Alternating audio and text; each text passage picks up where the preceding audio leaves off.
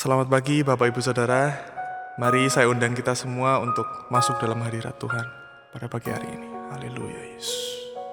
Terima kasih Tuhan. Oh, penyertaan-Mu sangat sempurna dalam kehidupan kami Tuhan. Jalan-Mu tak terselami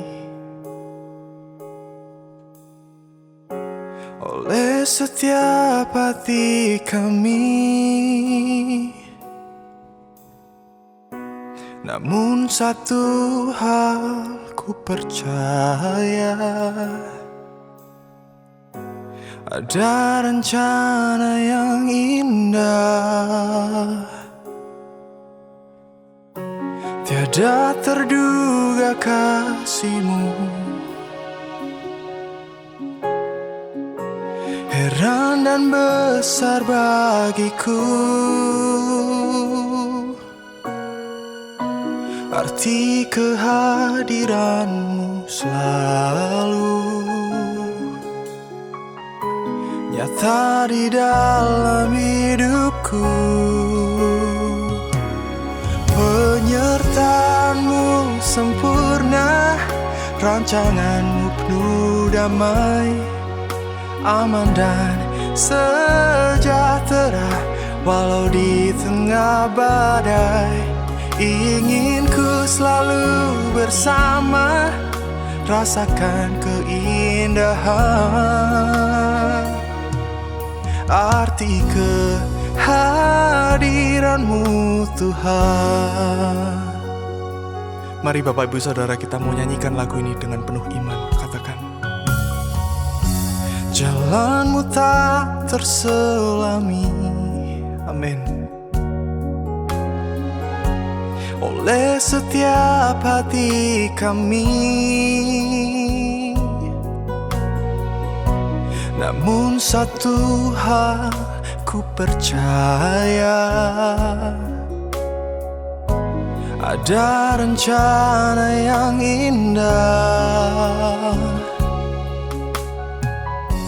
Tiada terduga kasih-Mu,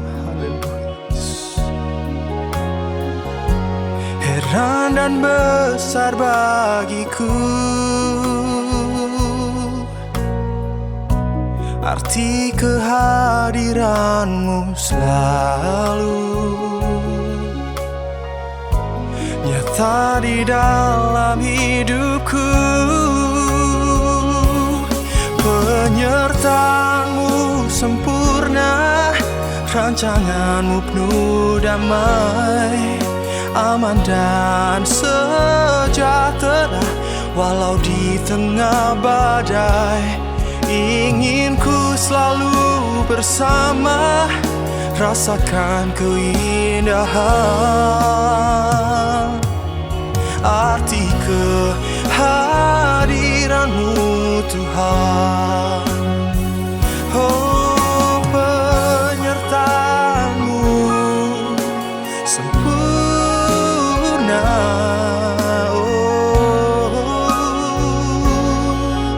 mari sembah Tuhan.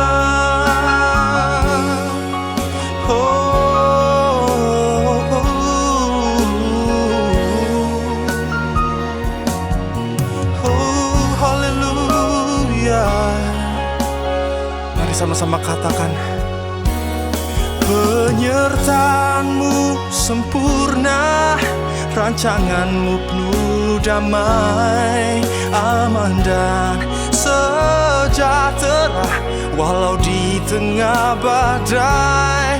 Ingin ku selalu bersama, rasakan keindahan arti kehadiran kehadiran-Mu Tuhan, arti kehadiran-Mu Tuhan, arti kehadiran-Mu Tuhan.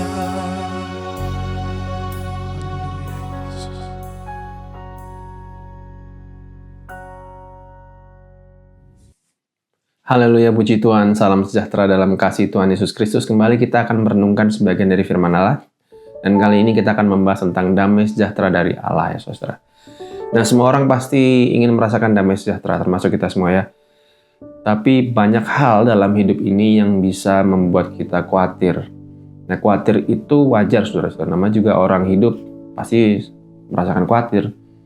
Tapi kekhawatiran itu dapat menghalangi kita merasakan damai sejahtera dari Allah. Nah, bagaimana caranya kita bisa merasakan damai sejahtera dari Allah ketika kita menghadapi hal-hal yang membuat kita khawatir, saudara? Nah, mari kita pelajari itu dalam surat Filipi 4 ayat 6-9, saudara. Saya bacakan di ayat yang ke-6. Janganlah hendaknya kamu khawatir tentang apapun juga, tetapi nyatakanlah dalam segala hal keinginanmu kepada Allah dalam doa dan ucapan syukur. Nah, saudara, perhatikan kalimat nyatakanlah dalam segala hal keinginanmu dalam doa. Jadi, saudara, Rasul Paulus menghendaki kita untuk mendoakan apa yang kita inginkan, saudara. Bukan mendoakan apa yang tidak kita inginkan atau mendoakan apa yang kita khawatirkan. Karena itu akan sangat mempengaruhi semangat kita, iman kita, saudara. Nah, ketika kita berdoa, misalkan kita berdoa, Tuhan, saya tidak ingin sakit terus-terusan. Atau, Tuhan, saya tidak ingin sakit ini bertambah parah. Nah, itu berarti kita mendoakan apa yang tidak kita inginkan, saudara. Mendoakan kekhawatiran. Nah, kalau kita berdoa seperti itu, maka kita akan membayangkan kemungkinan terburuk yang mungkin akan kita hadapi. Kenapa? Karena kita mengatakan apa yang tidak kita inginkan. Kita mengatakan hal-hal buruk yang mungkin akan terjadi, saudara. Tapi kalau misalkan kita berdoa, Tuhan, saya ingin sehat, kuat, dan bisa beraktivitas, bisa melayani Engkau lebih lagi. Nah, itu akan membuat kita bangkit, saudara. Membuat kita semangat lagi. Karena kita membayangkan hal-hal yang baik. Kita membayangkan kondisi kita sehat, sukacita, dan bisa melakukan banyak hal, bisa melayani Tuhan dengan lebih giat lagi. Jadi, saudara, doakan apa yang kita inginkan. Kemudian, tadi dikatakan, nyatakanlah dalam segala hal keinginanmu dalam doa dan ucapan syukur, saudara. Kalau kita bersyukur atas semua yang sudah kita terima dari Allah selama ini, maka itu akan membuat kita yakin, kita percaya bahwa Tuhan akan menolong kita lagi, saudara. Tuhan akan memberkati kita lagi. Sehingga kita bisa merasakan damai sejahtera dari Allah yang melampaui segala akal itu, saudara. Ya, mungkin masalahnya belum selesai, tapi kita sudah merasakan damai sejahtera karena kita punya pengharapan di dalam Kristus, saudara. Kalau orang dunia mungkin tidak bisa merasakan damai sejahtera ketika menghadapi hal-hal yang membuat mereka khawatir. Mereka terjebak dalam kekhawatirannya, tapi kita berbeda. Kita adalah anak-anak Allah, kita punya pengharapan, itulah yang membuat kita merasakan damai sejahtera walaupun masalahnya belum selesai, saudara. Nah, kita baca di ayat yang ke-7. Damai sejahtera Allah yang melampaui segala akal akan memelihara hati dan pikiranmu dalam Kristus Yesus. Nah, perhatikan kalimat memelihara hati dan pikiranmu dalam Kristus Yesus. Nah, di Yohanes 1 ayat 1 mengatakan firman itu adalah Allah. Yohanes 1 ayat 14 mengatakan firman itu telah menjadi manusia, yaitu Yesus Kristus. Berarti memelihara hati dan pikiranmu dalam Kristus Yesus artinya supaya kita tetap bisa merasakan damai sejahtera dari Allah yang melampaui segala akal itu, hati dan pikiran kita harus dipelihara dalam firman Allah, saudara.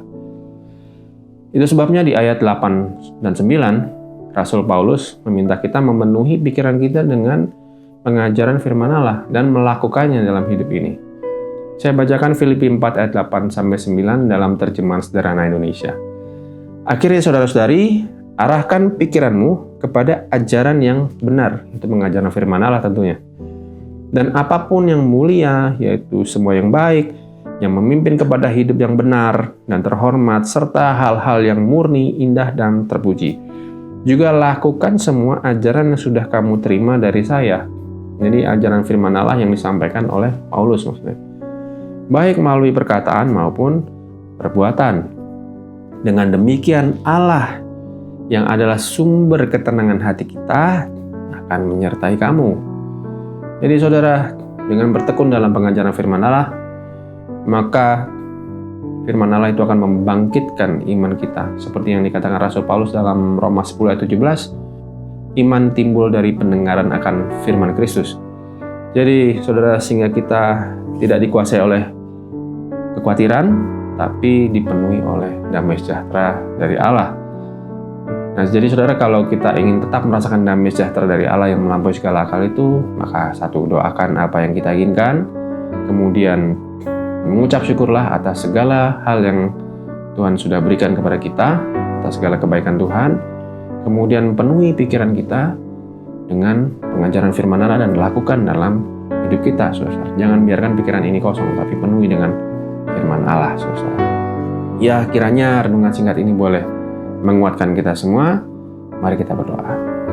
Tuhan Yesus, terima kasih untuk firman-Mu pada pagi hari ini, mengingatkan kami untuk kami bertekun dalam pengajaran firman Allah, melakukan dalam kehidupan kami, dan Allah Roh Kudus menuntun kami untuk kami selalu ingat akan segala kebaikan-Mu ya Tuhan, supaya kami tetap bersyukur kepada Engkau sehingga kami tidak dikuasai oleh kekhawatiran, tapi dipenuhi oleh damai sejahtera dari Engkau. Terima kasih Tuhan, terima kasih untuk firman-Mu, kami terima dan mengucap syukur dalam nama Tuhan Yesus Kristus. Haleluya, amin. Tuhan Yesus memberkati. Penyertaan-Mu sempurna, rancangan-Mu penuh damai, aman dan sejahtera. Walau di tengah badai, ingin ku selalu bersama, rasakan keindahan arti kehadiran-Mu Tuhan, arti kehadiran-Mu Tuhan.